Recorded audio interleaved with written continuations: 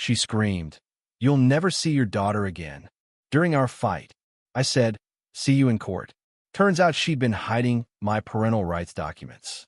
The judge's reaction when I presented her forged signatures. Original post. I, 38 male, am sitting in my car outside the courthouse, hands still shaking from what just happened. Need to get this down while it's fresh.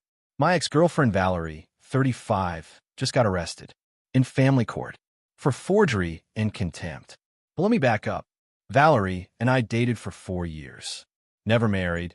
She always said she didn't believe in the institution. We had our daughter Lily 3 years ago. Beautiful kid, smart as hell, loves dinosaurs and building blocks. When Lily was born, I wanted to establish paternity officially, get my name on everything proper. Valerie kept saying we'd handle it later. No rush. We're together anyway. We split up 8 months ago. Won't bore you with why. Just grew apart, different life goals, standard stuff. At first, co-parenting was okay. I had Lily every other weekend, paid child support directly to Valerie. Stupid, I know now. Everything seemed civil. Then Valerie started dating Brendan, 41M. Suddenly, my weekend visits got complicated. Lily was always conveniently sick when my time came, or they had family plans that couldn't be moved. I was getting maybe 1 weekend a month, if I was lucky. 2 months ago, I put my foot down, told Valerie we needed a formal custody agreement. That's when she said it. "You have no rights to her anyway. You're not even on the birth certificate." What? Yes, I am. We did the paperwork at the hospital. She laughed. Actually laughed. No, we didn't. I never filed it. You're nobody to her, legally. I felt my world tilt. Valerie, I'm her father. Prove it. I drove straight to the Vital Records office. She was right. Father, unknown. 3 years of being a dad, and legally, I didn't exist. Started calling lawyers that afternoon. Found Mr. Rodriguez, an older guy who'd been doing family law for 30 years. He listened to my story, asked a bunch of questions, then said something that chilled me. "Did you ever sign an acknowledgement of paternity form?" "Yes. At the hospital. The nurse brought it. We both signed it." "Do you have a copy?" "No. The hospital said they'd file it." He leaned back. "They would have given you a copy. Always. It's protocol. If you sign one, where is it?" That's when I knew. Valerie had done something with it. Update 1 week later. The last week has been hell. Mr. Rodriguez filed an emergency petition to establish paternity and get temporary visitation. Valerie was served at her job, dental hygienist at a fancy practice. She called me screaming, "How dare you embarrass me at work? How dare you hide my daughter from me? She's my daughter. I carried her. I birthed her. You contributed some DNA, that's it. And 3 years of raising her. And financial support. And love. Love." She laughed, that same cruel laugh. "You'll never see her again. Never. I'll make sure of it. Brendan's going to adopt her. He'll be her real dad. See you in court, Valerie." She hung up. Then the real games began. First, she filed a restraining order claiming I'd been harassing her. Said I'd been showing up at her house uninvited, threatening her, scaring Lily. Complete lies. Thank God I'd been documenting everything through text and had witnesses to my whereabouts. The TRO hearing was 3 days later. I showed up with Mr. Rodriguez, printouts of all our text exchanges, and my work schedule showing I couldn't have been at her house when she claimed. Her lawyer, some young guy fresh out of law school, tried to paint me as an unstable, absent father suddenly interested in his child. The judge wasn't buying it. "Ms. Morrison, do you have any evidence of harassment? Videos? Witnesses? Police reports?" He's been texting me constantly. The judge looked at the texts. They were all variations of, "Can I see Lily this weekend?" and "Please respond about visitation." These seem like reasonable requests from a father to see his child. Motion denied. Valerie stormed out. But she wasn't done. Update 2 weeks later. Things escalated fast. The paternity test came back. Shocker. I'm Lily's biological father. 99.9% probability. Mr. Rodriguez fast-tracked a motion for immediate visitation rights while we worked on the full custody arrangement. Valerie's response? She lawyered up properly. Hired Mrs. Keating, known as the father killer in family court circles. This woman had a reputation for destroying men in custody battles.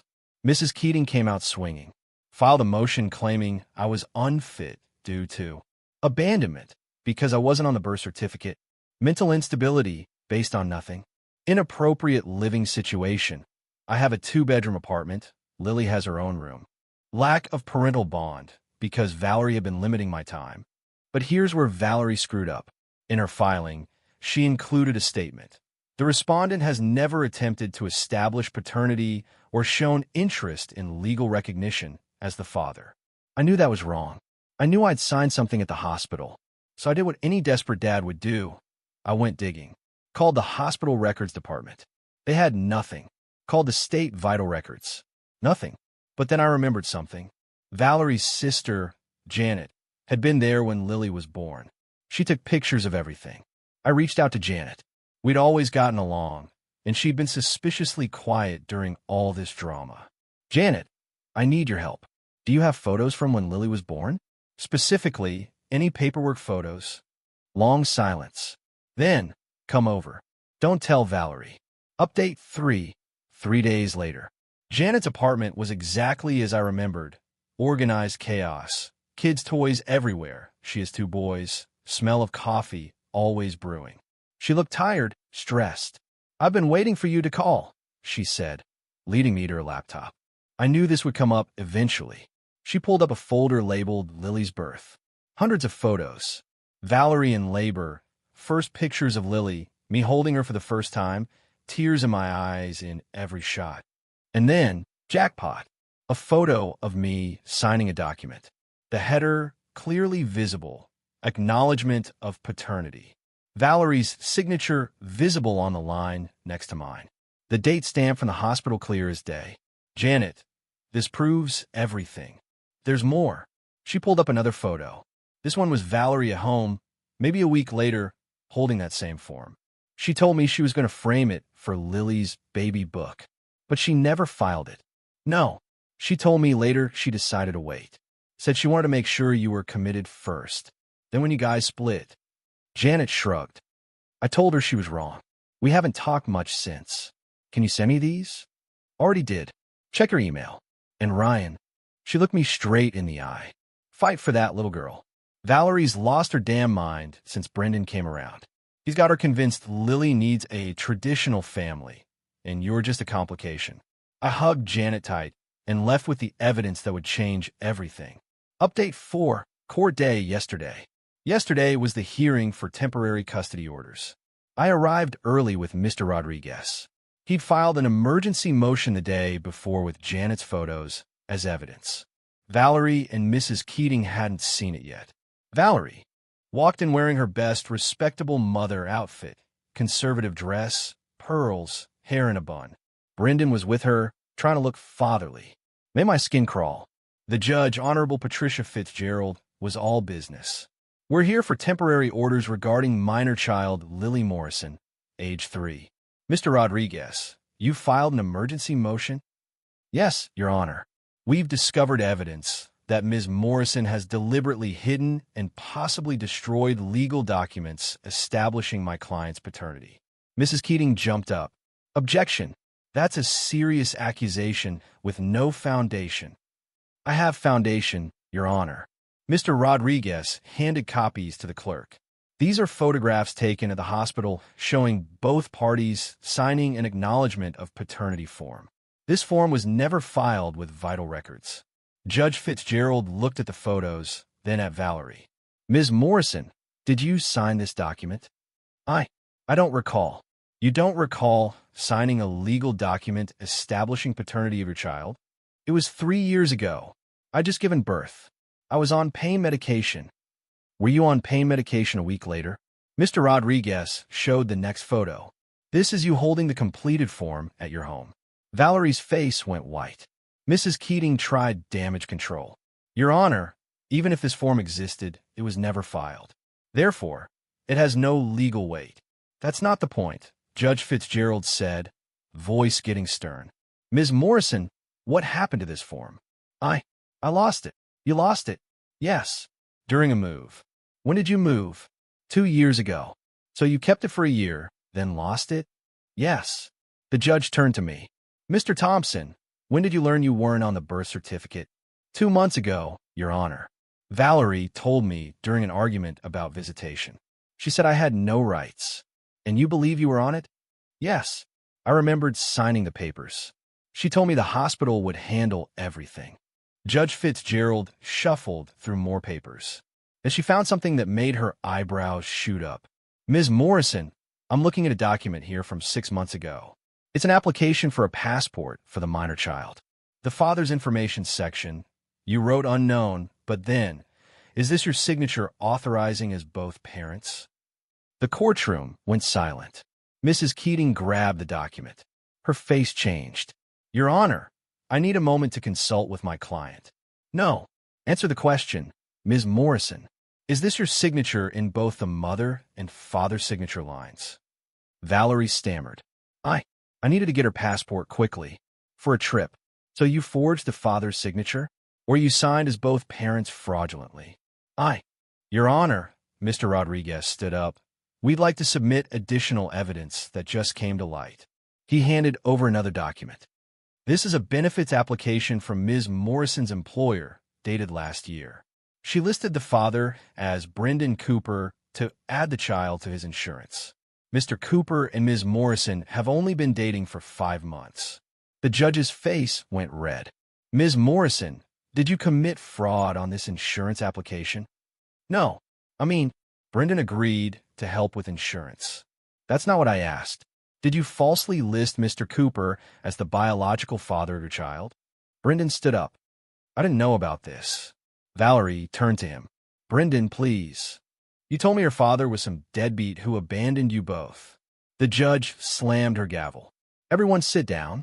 Ms. Morrison, I'm seeing a pattern of deception here that deeply concerns me. You had legal documents, made false statements on government forms, and potentially committed insurance fraud. Your Honor, Mrs. Keating tried. My client was simply trying to provide for her child. By denying her a father, the judge's voice could have frozen water. Mr. Thompson, have you been providing financial support? Yes, Your Honor. $800 a month, plus I buy clothes, toys, pay for activities when I have her. Do you have proof? I handed over bank statements, Venmo receipts, everything. The judge reviewed it all. So you've been acting as a father in every way except legally, which Ms. Morrison prevented through deception. Your Honor, I object to the characterization. Mrs. Keating started. Counsel, your client just admitted to forging signatures and lying on official documents. I'm considering referring this to the DA's office. That's when Valerie lost it. Final update, the aftermath. Valerie jumped up, screaming. He doesn't deserve her. I did everything. I was there every night, every feeding, every illness. Where was he? Working to support us, I said quietly. Shut up. She turned to the judge. You don't understand. He'll confuse her. She needs stability. Brendan and I can give her a real family. Ms. Morrison, you need to control yourself, Judge Fitzgerald warned. No, this is my child. Mine. I decide what's best for her. Not him, not you, nobody. She grabbed her purse and started moving toward the door. We're leaving. Come on, Brendan. Brendan didn't move. He was staring at her like he'd never seen her before. Ms. Morrison, if you leave this courtroom, I'll issue a bench warrant, the judge said.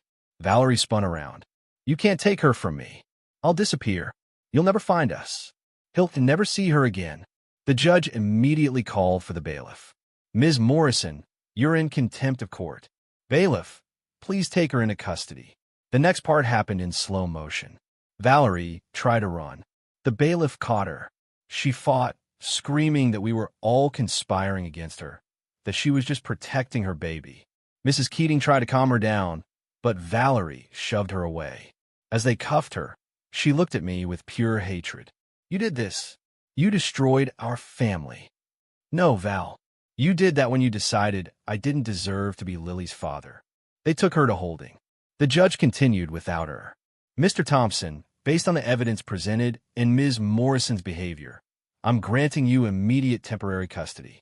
Ms. Morrison will have supervised visitation pending a psychological evaluation. We'll revisit this in 30 days. I nearly collapsed. Mr. Rodriguez grabbed my arm. Furthermore, the judge continued, I'm referring this matter to the district attorney for investigation of fraud and forgery charges. Mr. Cooper, you may want to consult an attorney regarding the insurance fraud. Brendan just nodded, looking shell-shocked. After court, I picked up Lily from daycare with a police officer just to avoid any drama. She ran to me yelling, Daddy, and I just held her and cried. Last night was her first night at my apartment as my legal daughter. We had mac and cheese, her favorite, watched Frozen twice, and she fell asleep in her room that I'd kept ready for 3 years, hoping. This morning, Valerie's mom called. Apparently, Valerie had a complete meltdown in jail and had to be sedated. She's being held for 48 hours contempt. Then she'll be out on bail for the fraud charges. Her mom was crying, saying Valerie had always been troubled, but she'd hidden it well. I'm sorry, Ryan. I should have said something when she told me about the birth certificate. I knew it was wrong. Even her own mother knew. Brendan texted me an hour ago. I had no idea. I'm sorry. I'm done. Good luck with everything. Guess he saw the real Valerie finally. Mr. Rodriguez says with everything that came out, I'll likely get primary custody. Valerie might even face jail time for the fraud. She destroyed her own life trying to destroy mine. But you know what? I don't feel victorious. I feel sad. Sad that Lily had to go through this. Sad that Valerie let her hatred consume her. Sad that it took legal intervention for me to be recognized as what I always was, Lily's dad. Some of my friends are saying I should have fought harder earlier. Maybe they're right. But I trusted Valerie. I thought co-parenting meant working together, compromising. I never imagined she'd been planning this from day one. The sick part? If she'd just been reasonable, we could have worked out 50-50 custody, no courts, no drama. Now she might end up with nothing but supervised visits in a government building. Tomorrow I'm enrolling Lily in swim classes. She's been asking for months, but Valerie always said it was too expensive.